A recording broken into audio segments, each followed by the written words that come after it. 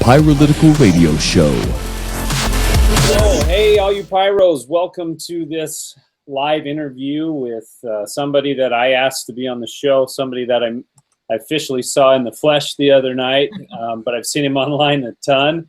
And today we have Ben McClintock. He's one of the founders of DefendingUtah.org, a grassroots organization that does a ton of things we're going to get into. But I wanted him on the show because he's the kind of person that I think that we all need to be like as far as digging into the truth and really looking at things as they are and holding people accountable. So without further ado, I bring you Ben McClintock of Defending Utah. How are you doing today, Ben? Hey, awesome. How are you? Good. We had a little bit of technical difficulties getting this thing going, but I'm really glad you joined us today. So tell us who you are and just give us a little background about you and what you do every day. Okay. Well, by trade, I'm a chicken farmer. I Really? raise chickens. How many chickens? We've got a couple hundred. Wow. Kind of certain. Yeah. So do the eggs. We don't do much meat. We tried meat for a while, but that wasn't a little more labor intensive than I wanted to get into. It's just me and my family. So Wow. we've got we're trying that out, and but I've been involved in politics since I was little. I remember just as a little 5-year-old boy helping my dad out at Republican Party booths, at the county fair and that kind of stuff. And you poor kid. And I remember when second grade. I mean, politics has always been in it. My friend was a fan of. I was going after Reagan, and these little second graders fighting over who should be president. So it's always been something that's in my blood and something that's always interested me. Well, I was similar to you as a kid in the fact that I grew up on a turkey farm, so I know all about poultry. There's not a lot of difference between turkeys and chickens, and of course we had no eggs; they came hatched. And so, but as a kid, politics was probably the furthest thing from my mind. So you kind of started out on a path that maybe doomed you to this role in life. It's a lonely life out there in politics sometimes, especially when you're on the principal bench. You know what I'm saying? On the fringe of principles. Yes, very much. Yeah. So I was reading on your site today that Defending Utah, your flagship enterprise in politics, so to speak, it's been around for what, 15 years? Tell us about Defending Utah and how it got started. Well, I've been involved in kind of liberty and understanding that there are people working to destroy liberty for about 15 years now, kind of really heavy. But Defending Utah has been around for about 3 years now. We started about 3 years ago. My partner Enoch Moore and we do the reason behind that was really understanding. There's a lot of good liberty organizations, and nationally speaking, there are a lot of good ones that do focus on the fact that there is a conspiracy. That's something that we dare to call it. There are people working together to do evil, but there are people that are working to promote liberty on the state level, but there's nobody on the state level looking at who are these wolves in sheep's clothing that are pretending to be one thing and doing another. And I think that all of your viewers will recognize that there are politicians that say one thing in public but do another thing when they go to vote or in private. And so that's really kind of the gist behind why we wanted to start something. We want to say, hey, we need to look at what's going on here in Utah, compare politicians' words to their actions, and then not only that, but our long-term involvement in the liberty movement in general is the fact that we can't just be learning about things. When I first kind of woke up to these things, I was about in 1999, 2000. At the end of 1999, within 2 weeks of these two big events happened to me. We had our first child, and my dad died. And so it was kind of this big wake-up call to me. I went through and I'd been reading a lot of his books and started reading a lot of Ezra Taft Benson books, but I was getting frustrated. There's this term of education without action leads to frustration, and that's where I was at. And so we want to turn Defending Utah. We don't want to just tell you how horrible things are. We want to show you where things are, what the score is, so that you can actually take effective action. Because if you don't know what's really going on, then you can't really at least you can't be as effective as you could be otherwise. Well, let's talk about the action part. I did show them while you were talking for a bit, a shot of the website, and it says think right and wrong, not right and left. And then I noticed in the banner there's a support. You have investigative journalism, activist training, front site courses. Tell us a little bit about all those services that you offer through Defending Utah. Yeah, as members of Defending Utah, we offer different benefits for people that just to kind of say thank you for supporting us, because it takes a lot of effort and a lot of work to be able to find out what we find out. This isn't us just kind of after work sometime going out and Google searching some stuff. I spend a lot of time, and our whole team spends a lot of time going to university archives, going to state archives, going to the Capitol, going and just really digging up material to find out what's going on. And so we offer ways to be. We offer the research, the original documents that we have. We offer training to our activist members. We have one-on-one training as well as weekly training where we do it as a group where everybody across the state gets together online to do an activist training. And then as a special thank you, it's not kind of one of the, we don't want you to join just to get this, but as a thank you, we do offer some front site training. We do offer classes for you to be able to go there. And then we also offer a membership, a lifetime membership for people that are activist members for a full year, and some other cool things along those lines. Well, I noticed that you, on that front side video, is pretty energetic as far as the training and that. I was wondering what the front side thing was, so people can get a little bit more educated on self-defense and those kinds of things. So yeah, front side is like one of the premier weapons training centers in the country, just down there in Las Vegas, and it's just top notch, all kinds of different weapons trainings. And it's just a great place to be able to go and learn more, to be better equipped and better trained. Very nice, man. Well, I want to talk to you about a couple things, and we'll give them the information before we're done here, Ben, and tell them how to get signed up and to find out more. So you came down to Southern Utah. Speaking of Vegas, I'm just north of there. You came down to Southern Utah the other night, and you talked about federal land issues, which I love that discussion. And and I guess you talked about Lavoy Finicum, and if the viewers don't know, Lavoy Finicum was shot and killed by the federal government. His wife was actually in town the other day talking about what she's gone through since that's happened. But when you came down, you said that Lavoy Finicum was going around getting ranchers united and signing some type of letter. I wanted to hear more about that. Yeah. But before he had gone up to Oregon, he was working, there's this adjunct professor, his name is Dr. Angus McClintock from Texas A&M, who used to work for the Forest Service. And he was educating people on what their rights were and how the Forest Service and how the BLM was lying to the ranchers and how they didn't have to sign these contracts. They had property rights. And so he was going around talking to these ranchers, helping them be educated. Lavoy was working with Dr. McClintock and others to help them understand that all they had to do was declare independence from the BLM, and they've restored their rights.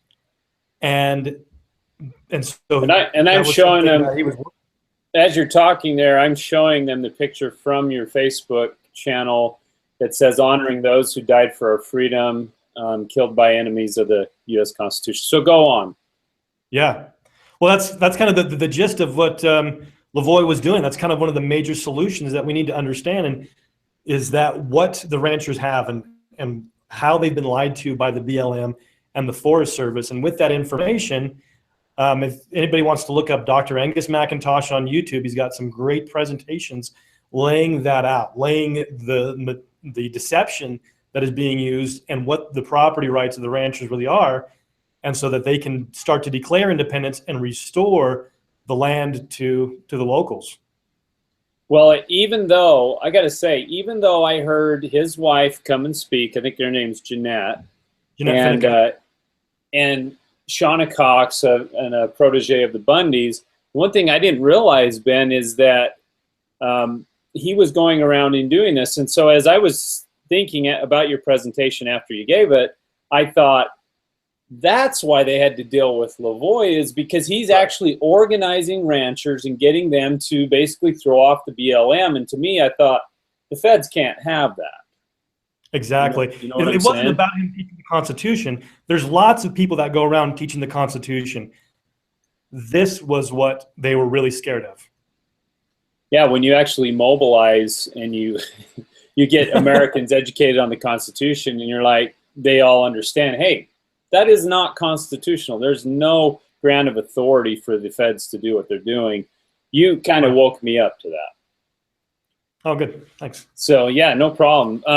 I just was like, I guess it just clicked after I saw your presentation.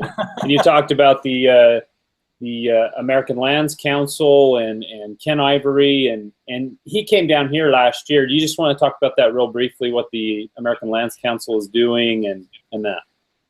Sure, that's another meme that we have. Lavoy Finicum actually said that the American Lands Council was the federal government's best friend in this lands transfer battle. And that might shock some people, but when you understand what they're actually doing, and we go into detail, we have a lot of articles and videos on our YouTube channel as well, and we give a presentation that goes into detail about this, is what they're doing is actually creating a bigger bureaucracy that takes away more of our rights. And it doesn't actually return it to local control. It creates a new bureaucracy, or a regional bureaucracy that, as bad as it is, would be actually worse, because it sets up the head of the DLM, the Department of Land Management, this new organization, to be the lawmaker, the police force, and the judge that gets to disperse the punishment for the crime, for your supposed crime, you violating their own law that they wrote without any accountability. They're not an elected body. It's just one bureaucrat. And so that's what's really going on with this. Well, and I'm going to show them real quick your YouTube channel here. If I did a search, and I think it's Defending Utah Radio is the actual moniker. Is that correct? Uh-huh. So you've got some good videos on there, quite a few that we've been going through. I did see Shauna Cox is on there, so that's who was talking about the Bundys and those issues. So, but that's the interesting thing about the Lands Council to me, is that, well, I want to get your opinion on this, because we hear about our water, like they want, Utahns and other citizens want us to control our water, but I find that the Colorado River, it flows out of Colorado, so isn't that technically Colorado's water? And so if the American Lands Council isn't the solution to that, and a lady asked you that during your presentation, by the way, I thought it was a great question. It's like, what is the actual solution when it comes to water that is going across multiple state boundaries? What do we do as far as water and as far as land issues go? Right. Well, we don't need a bureaucracy that's unaccountable to write new laws for us. I think we can start off with what we don't need, and that's what they're doing is not what we need. It's something that's been argued about and discussed for a long time, and it's been worked out between states. I know, like Arizona, which is bizarre, sells water to California. And so what the solution is, of course, on the lands specifically, would be what Lavoy was doing, and getting the sheriffs to enforce the Constitution, saying, federal government, you don't have the authority to be here. This is no longer yours. I mean, those two things in conjunction would solve 95% of our problems right off the top. Well, but this brings an interesting question, because I use the N word all the time: nullification, nullification, nullification. Yep. But I had a conversation with a former state representative, and he said, well, you know, we're not necessarily talking about war here, but we are talking about, or armed conflict, but we are saying it on its base level. Nullification would have to be backed up either by force, or, you know, county sheriffs and deputies standing and saying, BLM agents, you got to go, and being willing to physical. Like, I saw a story where a sheriff went to a constituent's home because the IRS was there with federal agents, and he stood in between the constituent and the federal marshals and said, you know, he needs due process. So isn't nullification fundamentally where there's going to be force involved at some point, or at least a show of force?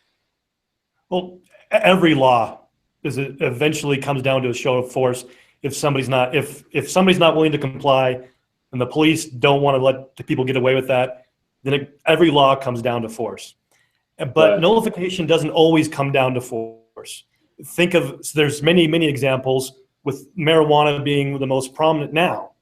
Many states are, or not many, but several states are nullifying federal marijuana laws.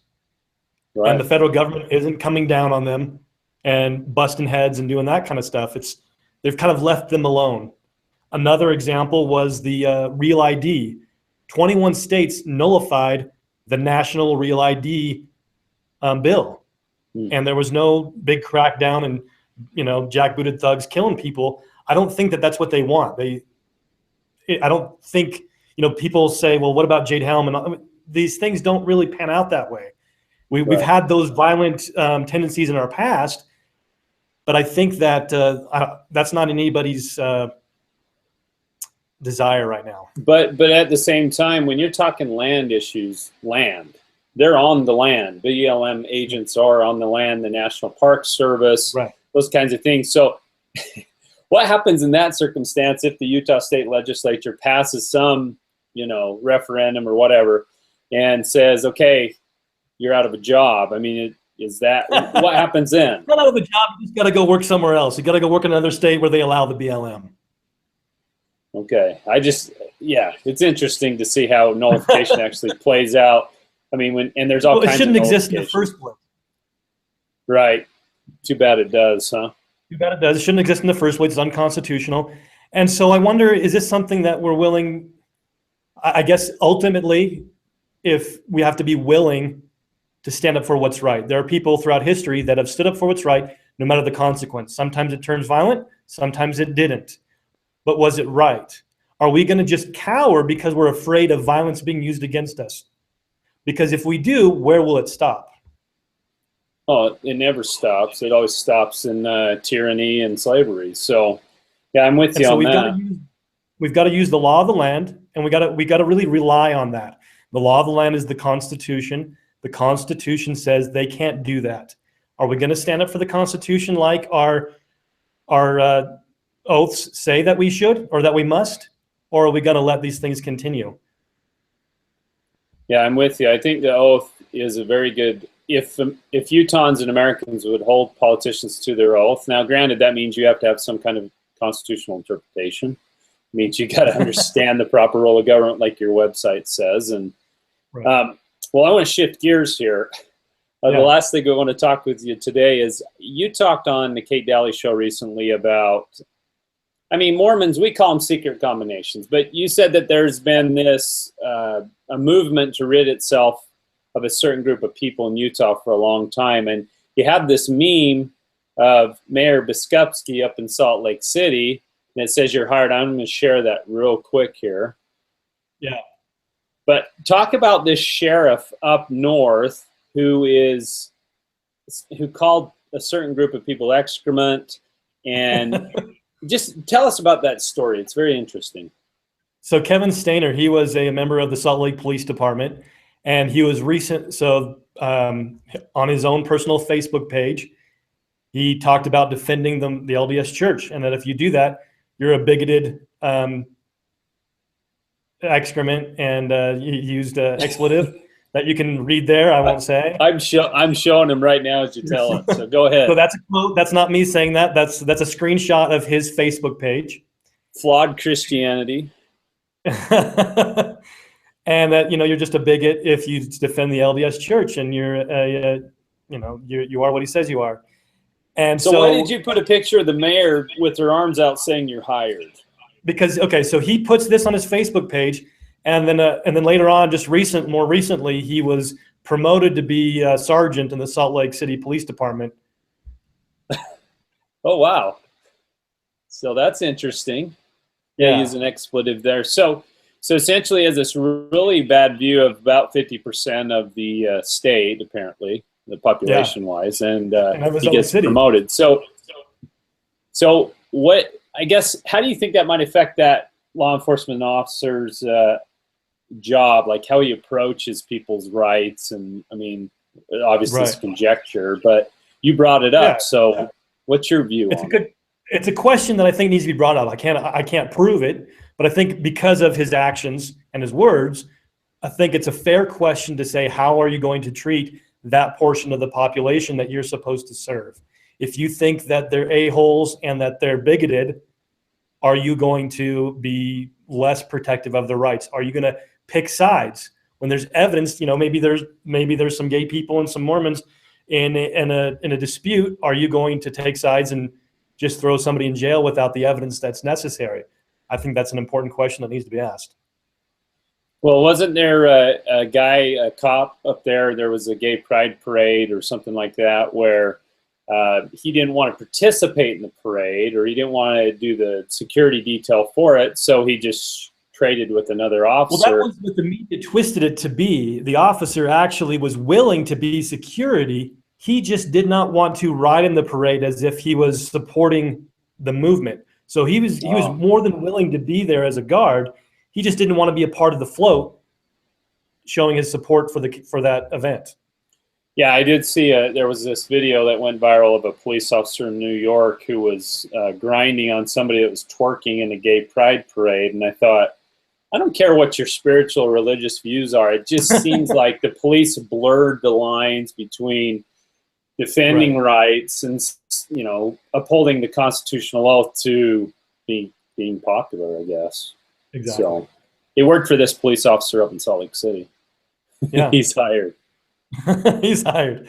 And so, yeah, is he going to be somebody? Are they going to throw out people that aren't going to be fully supportive of their agenda? Not about doing your job, because he was willing to do his job. He just wasn't going to say, this is what I'm supporting. Yeah, absolutely. Well, I guess the last question I want to ask you today, Ben, is how would you generally diagnose the state government of Utah as far as a liberty context? How are we doing? We're overwhelmingly LDS in this state, and so that creates an interesting culture. But how would you rate our government overall, and what's a couple of the biggest issues that they keep perpetuating? It's frankly fundamentally sick. Yeah, it needs some serious overhaul, because it has a deep level of corruption when you have the most liberal state legislator voting 90% of the time with the most conservative, supposedly. That to me is, we are thinking that they are doing something that they are not. They are 90% agreement. Ronald Reagan said that somebody that agrees with me 80% of the time is not 20% my enemy. He is my friend. And so that kind of really shows you these guys are 90% friends.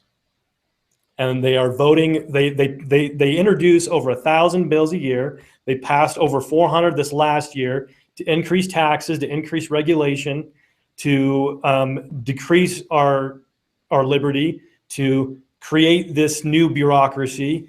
And so I think we, as a people in Utah, we are trusting, because this guy we go to church with, this guy we see in the neighborhood, he does a lot of good community service. Something I hear a lot is, he's a good guy. Well, when we say that he did something bad as a legislator, I'm not saying he's going out and killing babies. That's not what I'm saying that he's doing. That's not what we're not saying he's beating his wife on the weekend. That's not what it means we're saying that he's a corrupt legislator doing something opposite of what he sold himself as.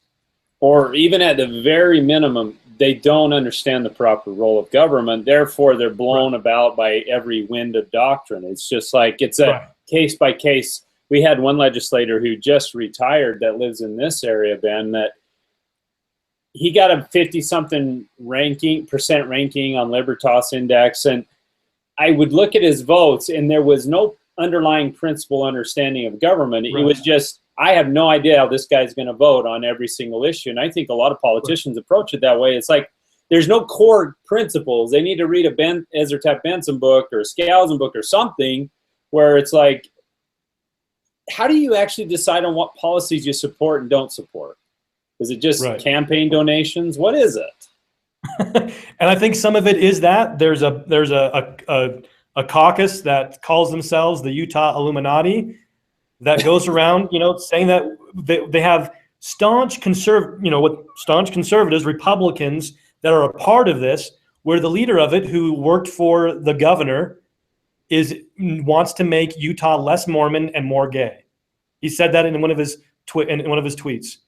And we did a thing on that with Kate Dalley, and we've done some articles about that as well. And so they are publicly, again, saying one thing. So we've got some people that don't understand principles, but then we have a good chunk of people that have an agenda, and others are just following them, not knowing what's going on.